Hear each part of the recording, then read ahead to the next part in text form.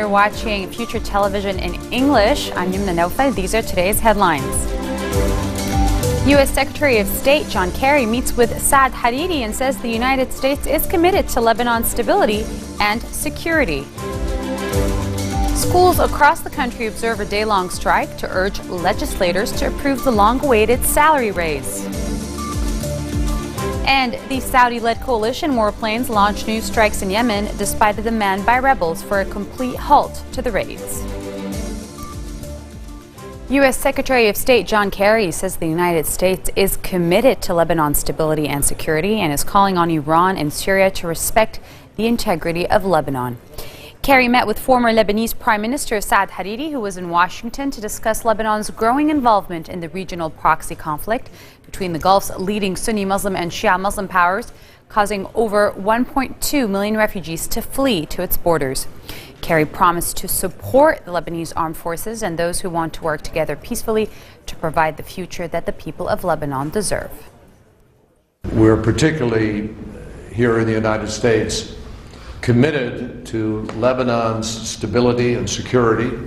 We're anxious to see the presidency ultimately filled and to try to see the effects of Daesh, Nusra, and Syria moved away from Lebanon so that Lebanon can really have its sovereignty respected and its future protected and guaranteed. And we call on Iran and the Assad regime and others to respect the integrity of Lebanon and permit it and its people to be able to find the peace and the stability that they have longed for so long. We will continue to support the Lebanese armed forces and the forces of moderation and those who want to work together peacefully to provide the future that the people of Lebanon deserve. The involvement of certain factions like Hezbollah and Iran also in Lebanon or in Syria or in Iraq or in Yemen has grown to a point that is extremely dangerous. We believe that Iran has a country that we all need to deal with, and we believe that interfering into Lebanon is not something that we would like as Lebanese people. Thank you. Welcome. Thank you very much, folks. Thank you. Schools across Lebanon observe a day-long strike to urge legislators to approve the long-awaited salary raise. Nahmi Mahfoud, the head of the Association of Private School Teachers, urged Speaker Nabih Berri to put the wage hike issue on Parliament's agenda. He warned politicians that the end of the academic year is approaching. He also warned political leaders that they must bear the responsibility for return to the streets. The Union Coordination Committee announced it will step up measures Thursday to demand the approval of a proposed wage hike bill. The strike, which marks the first UCC protest this year, came after the cabinet failed to reach a decision on the divisive issue on Tuesday. Lawmakers failed last October to agree on whether soldiers and security officers should be included in the wage hike. No vote was held, and the bill was thus returned to Parliament's joint committees for further discussion. At least 1,069 speeding tickets were issued in Lebanon on Wednesday, the first day new traffic regulations went into effect nationwide, according to a police statement. The source explained that the first phase of the campaign, which is devoted to issuing warnings for motorists and pedestrians, does not include speeding violations.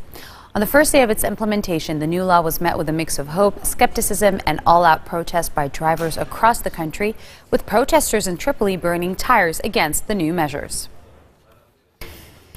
Maronite Patriarch is urging countries around the world to recognize the 1915 massacre of Armenians by Ottoman Turks as a genocide. After 100 years, the international community is looking for a name for the Armenian genocide and is afraid to call it a genocide because of the legal consequences, Rai said. He's in Armenia to attend a ceremony commemorating the 100th anniversary of the killings. The Patriarch said it was important to acknowledge the crime, not to avenge it, but in order to avoid the recurrence of similar genocides.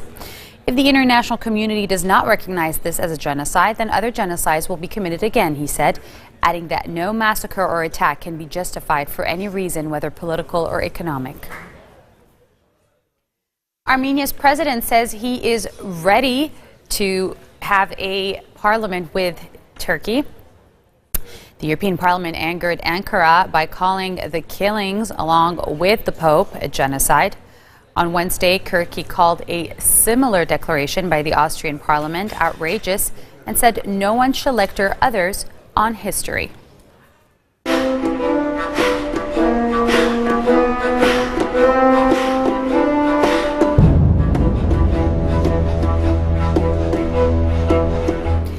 Videos uploaded to social media purportedly to show the aftermath of airstrikes by regime forces in eastern Ghouta.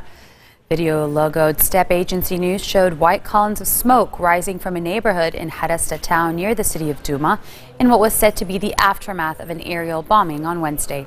In another video, a group of people are seen running from a building said to be damaged following an aerial bombing by regime forces, with one person appearing to carry a child in their arms and is said to be rescued from the rubble. In a final video, children appear to receive medical attention following an aerial bombing by regime forces in what is said to be failed a hospital in Douma. Russia is arming Iraq and Syria to help them fight the Islamic State, Foreign Minister Sergei Lavrov says, calling the radical militant group the main threat to his own country's security. Russia has criticized airstrike by a U.S.-led coalition against Islamic State positions in Iraq and Syria, and encouraged Washington to work with Syrian President Bashar al-Assad in the battle against ISIS. However, he criticized Saudi-led airstrikes against Yemen, saying they were counterproductive. As a result of these bombardments, it was the members of ISIS and al-Qaeda who gained the most and benefited, as they took positions previously occupied by the Houthis, from which they were pushed by airstrikes. Moscow faces an Islamist insurgency in the mainly Muslim North Caucasus, and President Vladimir Putin has warned that other countries could use radical Islam to try to weaken Russia. Coming up next, French Prime Minister Manuel Valls visits a church in a Paris suburb that was the target of an attempted attack. Stay with us.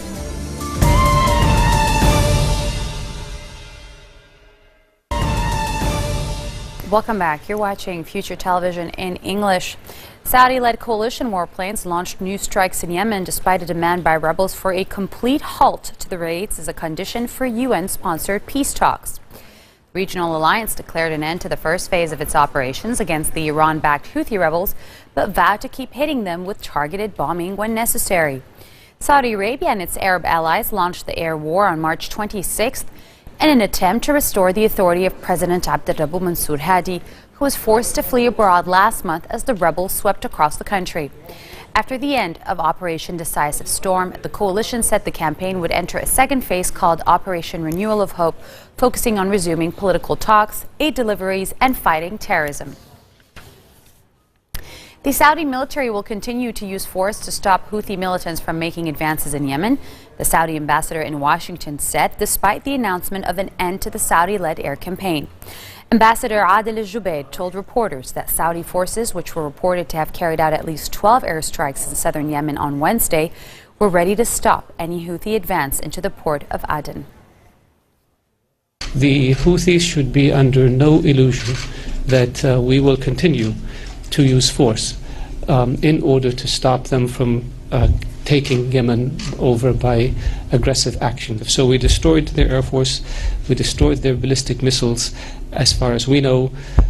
We destroyed their command and control, we destroyed much, if not most, of their heavy equipment, and we made it very difficult for them to move from a strategic perspective. So we've degraded their capabilities substantially and thereby eliminated the threat that they posed to the Kingdom of Saudi Arabia, and in the process ensured the safety of our borders, our territory, and our citizens. That was the objective of Operation Decisive Storm, in addition, of course, to the protection of the legitimate government of Yemen. Those objectives have been achieved. So now we enter a new phase where the objective of this new phase is to continue to protect the civilians in Yemen from takeover by the Houthis, to counter any aggressive moves by the Houthis in Yemen, and to work on enhancing the flow of humanitarian assistance to Yemen and ease the work of international humanitarian organizations in Yemen. And so when the Houthis or their allies make aggressive moves, there will be a response. The decision to calm matters now rests entirely with them. French Prime Minister Manuel Valls visited a church in a Paris suburb that was the target of an attempted attack, according to officials. An Algerian man suspected of planning an imminent attack on a church was arrested in Paris, with police discovering Kalashnikovs, handguns, and ammunition in his possession. The suspect, later identified as 24-year-old Saad Hariri, was apprehended by chance by French authorities on Sunday after he called an ambulance saying he had been shot during a robbery at his home in Paris. Valls met with the Bishop of the Saint-Cyr and Sainte-Julie Church in Villejuif, accompanied by French Interior Minister Bernard Cazeneuve. He said it was important to show solidarity when faced with the potential of another attack. Police found weapons and bulletproof vests in the Algerian's car and at his home, as well as printed material on Al-Qaeda and the Islamic State. Prosecutors continue calling witnesses who describe what they lost to convicted bomber Zohar Tsarnaev on the second day of the sentencing phase. Tsarnaev, a 21-year-old ethnic Chechen, was found guilty on April 8th of carrying out the Boston Marathon attack that killed 3 people and injured 264, as well as fatally shooting a police officer as he and his older brother, Tamerlan, prepared to flee 3 days later. Defense attorneys have countered that 26-year-old Tamerlan, who died following a gunfight, was the driving force, with Zohar acting in a secondary role out of a sense of sibling loyalty. On Tuesday, she showed the jury a surveillance photo she was taken of Tsarnaev in a holding cell on the day of his first court appearance. In the photo, he grimaces and gives an obscene gesture. A 54-year-old woman has died and 23 others were sickened by a suspected botulism outbreak after a potluck lunch at an Ohio church. Botulism is a rare but serious paralytic illness caused by a nerve toxin produced by a type of bacteria and is sometimes linked to contaminated food. Officials say those affected show the symptoms of botulism, which include double or blurred vision, drooping eyelids, slurred speech, and difficulty swallowing. Those who got sick were sent to hospitals in Lancaster and Columbus. The U.S. Centers for Disease Control and Prevention sent a large quantity of botulism antitoxin overnight, and health officials were giving it to people showing symptoms. Health officials are still testing to confirm it and are also trying to determine what food might have caused the outbreak. Botulism can result from home canned foods of low acidic content, like beans, which have not been canned properly.